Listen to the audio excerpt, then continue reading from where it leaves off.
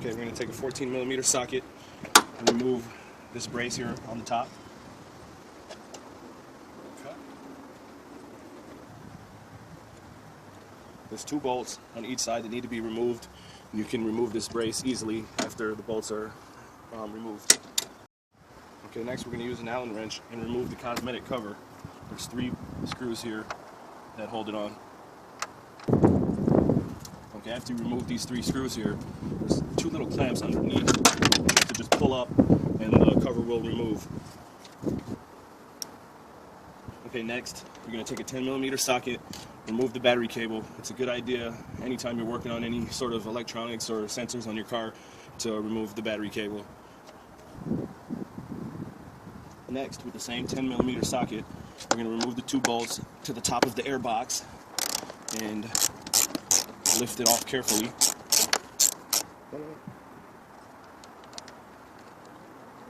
Okay, there's 1 bolt here on the front side of the box. There's another bolt here on the back side of the box that you're going to have to loosen up.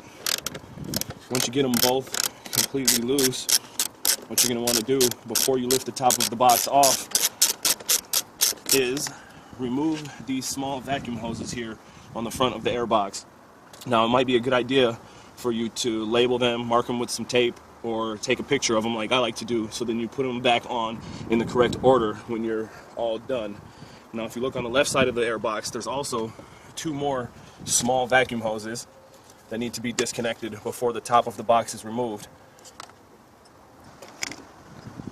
Okay, next we're going to loosen the screw here. It's a clamp that actually tightens this rubber boot onto the top of the air box.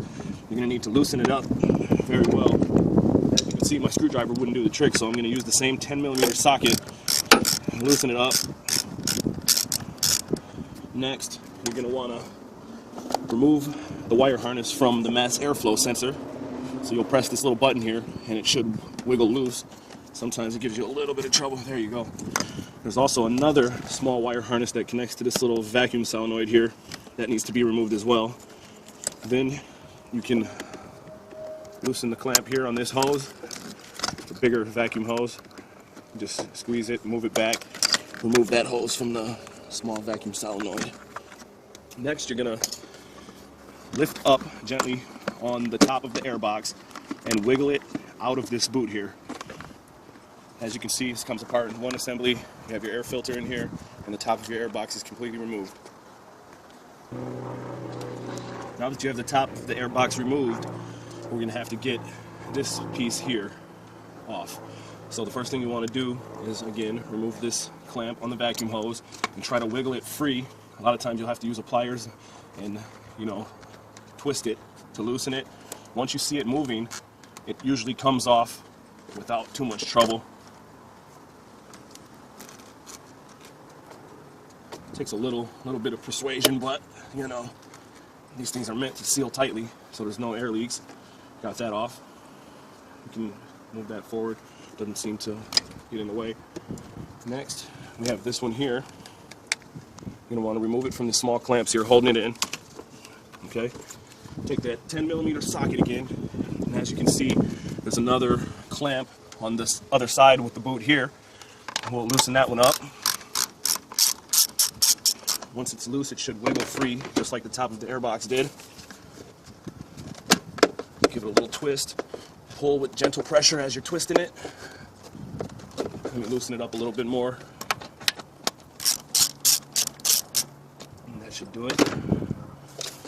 There you go. Comes right out now. Now this comes out as a whole complete assembly. You can just set it to the side as you did the top of the airbox.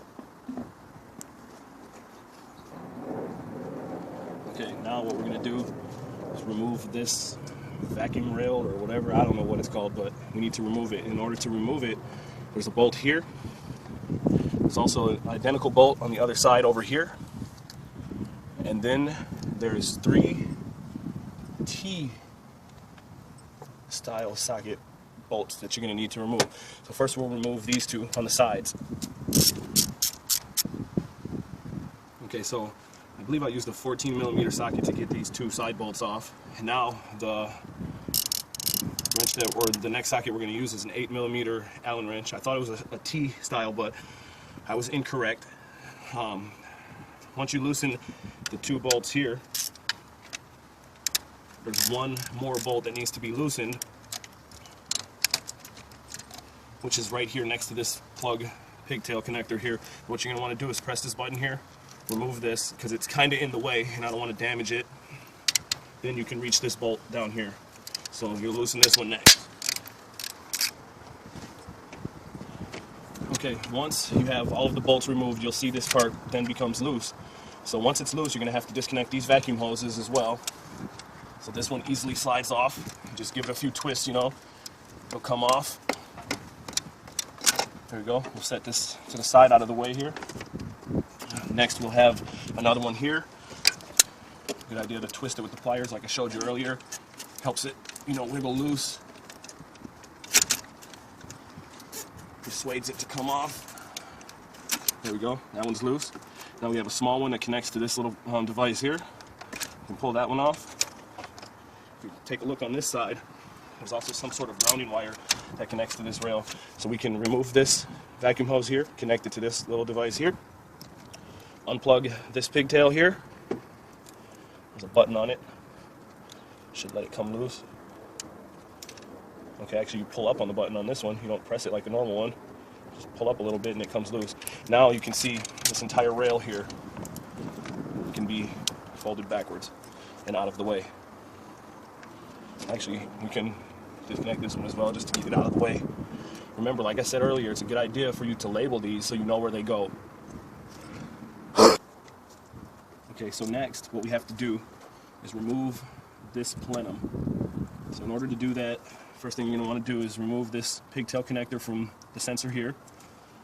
Again, it's the push button style. You push it, wiggle it a little bit, it comes loose. There we go, as you can see. Next, you're going to take your trusty pliers again. I like to use needle nose pliers. They seem to work a lot better for me when I'm doing jobs like this. You can loosen this clamp here, slide it back out of the way, and then you're going to want to loosen this one as well and take it off. Sometimes, like right now, you'll see there's going to be some antifreeze that comes out of here, but it's perfectly fine. You'll lose a little bit, but it's not going to continue to leak. See, it stops on its own. Sometimes a bit more comes out, but it's nothing to be worried about. Next, we're going to remove this hose here on the top.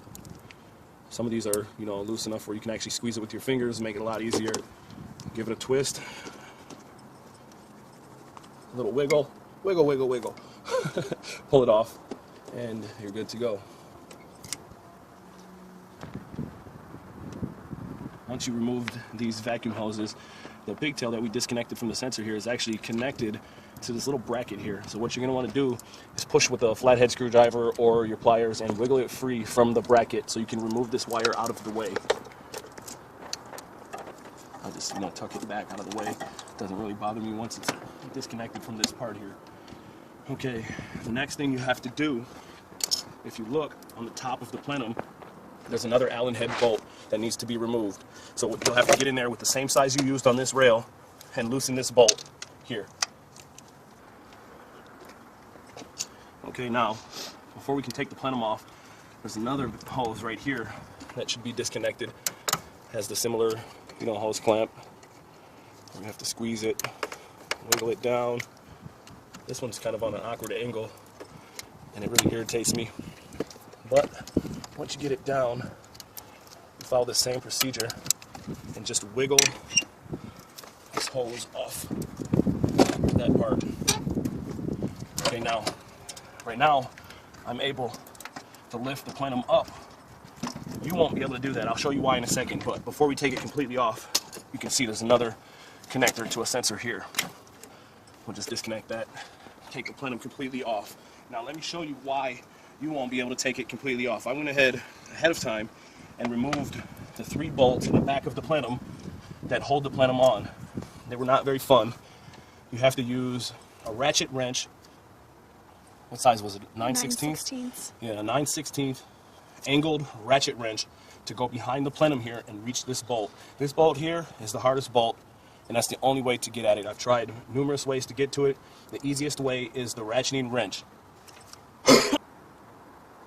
Also, before the plenum is completely removed, there's another vacuum hose here, a little tiny one. You don't want to forget about this, and it connects to the bottom of the plenum here. So you're going to make sure you want to loosen that before you try to rip the plenum off. Also, once you have this one removed, it's pretty much smooth sailing from there.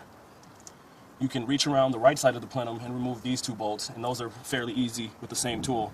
The bolt is a little bit smaller. I believe it's a 5/16, and they come out a lot easier than this one does. Okay, next what you're going to want to do is disconnect the pigtails from your fuel injectors. This here is your fuel rail.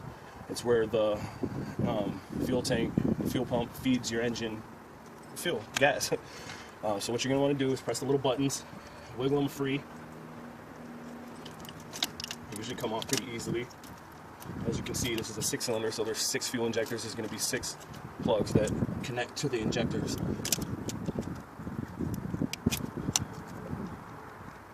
Okay, now those are removed. So what we'll have to do is now move the fuel rail out of the way. In order to do that, you can see there's a bolt here, a bolt here, a bolt here, a bolt here, and then there's one bolt here that holds the entire rail to the actual manifold. For this bolt here, I'm using a 12mm socket to loosen it. You can go ahead and get that one completely loose. Set that out of the way. Remember, you're going to want to remember where you're removing these bolts from. Because if it comes down to it and you're trying to put it back together and you don't know where the bolts go, you defeated the entire purpose of doing this on your own. Because you're going to have to pay some mechanic to come in and figure out what you did, or get replacement bolts if you lose them or don't know where they go and put ones in the wrong spots. Okay, now for these 4 bolts, I'm going to switch back to my 10mm that I used earlier to disconnect the battery and the air box. And go ahead and loosen these up. After you loosen these, you'll see that the fuel rail will come completely off.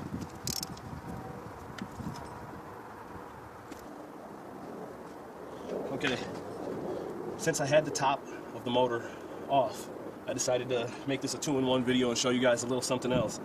Now, I got an engine light turned on the other day, and it happened to be my air-fuel ratio sensor, Bank 1, Sensor 1. Now, if you take a look at this part, it looks exactly like an oxygen sensor. If you go to an auto parts store and tell them you need an air-fuel ratio sensor, they'll tell you it's the same thing. It's not the same thing. They perform 2 different functions. They look pretty much exactly alike. You use the same tool to get it off, same tool to put it back on. They both screw into your exhaust, but they are definitely 2 different things. So if they want to argue with you at the auto parts store, just let them look dumb and get the part you need. Make sure you get an air-fuel ratio sensor. Bank 1, Sensor 1 is going to be located in the back of the motor here. Now, I tried to get to it from underneath the car, and it's in such a crazy spot, it was impossible for me, so I gave up on it. Now, when I took the plenum off to change the knock sensor, I realized that the air-fuel ratio sensor was right here, right behind the motor right here. As you can see, there's a pigtail here. It plugs right into it, and then it screws into the side of the rear exhaust manifold, or the left side Bank 1, Sensor 1 manifold. Now, I did have to get a special tool. Let me show you what it looks like. This right here is going to be, it is called an oxygen sensor tool, removal tool, or installation tool, whatever you want to call it. As you can see, it's basically a socket with a channel, drilled out of it, or cut out of it, sorry. And the whole point of the channel is because when this is screwed into your motor, in order to get to the bolt that holds it on, you have to get through the pigtail. So there you go. Now this connects to your ratchet. As you can see, that's what this here is for. You'll want to put that in there. Now I found it a lot easier with ratchet that you can bend, bendable ratchet, and a lot of times these are actually seized into the manifold, so they don't come out very easily. When you get a new one, it comes with anti-seize compound that you put on the threads, and it's supposed to help, in case you want to replace it one day. But the thing is, your manifold gets entirely too hot, and these don't go out very often. So the anti-seize compound that you put on there, basically melts away, and you'll get rust, and it'll be, excuse my language, but a bitch to get out sometimes. Mine wasn't that hard. So in order to get this out, you're going to need this tool here. You reach behind, slip it over the pigtail, put it in there, get it into the socket, and just remove it like any other sensor. To put it back in, you do the reverse procedure. Just wanted to throw that in there for you guys since I was back there. But this is the easiest and the only way that I know of to get to that sensor, because from underneath the car, it was pretty much impossible. Okay, now that you have these bolts removed, or loosened, you can remove them. And set them here out of the way. Now, I have to show you something else. You have to be careful, because you can see these little black plastic things come apart, and those need to go back in. As you can see, they're right here on the motor. And those are like little spacers you use to hold the fuel rail in the spot where it needs to be. Now, you can lift the fuel rail up, and the fuel injectors will actually come out of the holes that they go into. Now, you got to be very careful not to damage these or let them move around too much or get any kind of dirt on them. So we're going to fold it up out of the way where it's safe and it won't be bothered. Okay, next, what we're going to have to do is remove the top. Pay no attention to this. This is just cosmetic stuff that's irritating me. I put my hand up here and it comes loose. These go right back on easily. Damn it. Okay, anyways, so now what you're going to want to do is remove the top piece here. And in order to do that, you can see there's a small grounding screw here. So the easiest way to get to that is with a 10mm ratchet wrench or a socket. And I suppose that'll work too, but this seems to work better for me. You can loosen that up. Once you have this loose and out of the way, you're going to want to remove the bolts in the top. So in order to do that, well, actually, I take the little bolt and I put it back in there, so I know I don't lose it, and I can connect that ground wire later.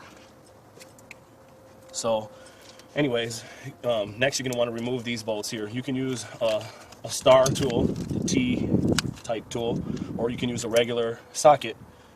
And it looks like there's 3 here, 2 here, and then there's 3 on the other side, and 2 on the other side as well. So, let's see, 1, 2, 3, 4, 5, 6, 7, 8, 9, 10, 11 bolts total that you're going to need to remove. Okay, as you're removing these bolts, if you'll notice, some of them are short, the outside ones, and the inside ones are really long. And then there's 2 bolts that are actually just the actual nut. So it's not an entire bolt at all. It's going to be this bottom right corner one here that I'm unscrewing now. You can see has a built-in washer. And then the other one is going to be here. Now, you want to be careful to make sure that you label the short ones and the long ones so you don't put them in the wrong spot. You can label them, take a picture, however you want to do them, but you need to make sure that you put them back where they go.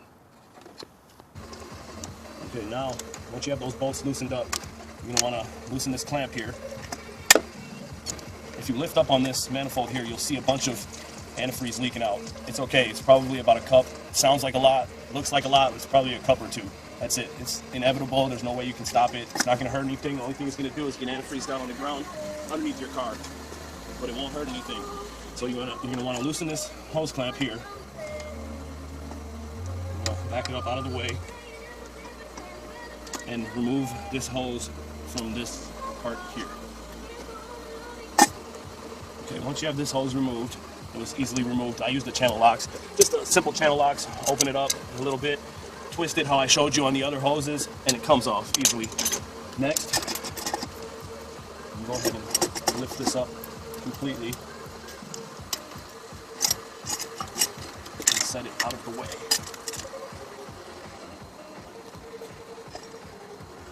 Now if you look inside here, you can see this is where the antifreeze was coming from when I lifted up the intake. Okay? Now what you're going to want to do to get to the knock sensors, remove this hose here. There's 2 clamps and the knock sensors are directly underneath it. You can see one here. This is the harness. There's 1 knock sensor here, which would be bank 1, sensor 1. Second knock sensor here, bank 2, sensor 2. So let's go ahead and get this hose off and I'll show you where to go next. Okay, so again, I used the channel locks, wiggled it a little bit, came off fairly easily. Same thing on this side, just wiggle it a little, pops right off. Some more antifreeze is going to come out. Like I said, that's normal. It's perfectly fine, it's not going to hurt anything. Okay, and then as you can see right here are your 2 knock sensors. The reason I'm so good at this is because I had to replace one already, as you can see. Now, when I was researching the knock sensors, it said that you should just go ahead and change the wire harness as well.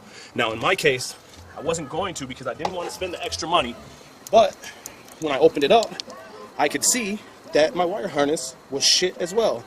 You can see all of the oxidation buildup, and the wires are, you know, breaking and cracking, and the whole thing is just brittle. You can hear it crunching in your hand.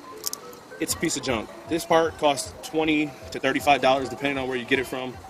I got an actual Denso one for, I think it was 26 bucks on eBay. So you might as well just change it so you don't have to open up your entire motor again. You know, like I said, I didn't want to do it because I didn't want to spend the extra money, but you're gonna want to do it. Trust me. Okay, now the harness connects to the knock sensor with the push button style pigtail again. So you're gonna want to push the button and pull the harness off of the sensor. Okay, once you pulled it off, the easiest way to get this knock sensor off is gonna be to use,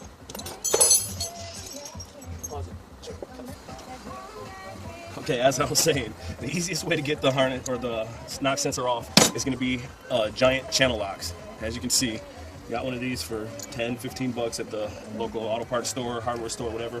You know, you slide it to the right size that you need it, put it on to the knock sensor, and just turn it out like you would do any other kind of screw. Okay, now I did have to bang it with the hammer a couple times to loosen it up. It loosened up. Now I can just unscrew it by hand.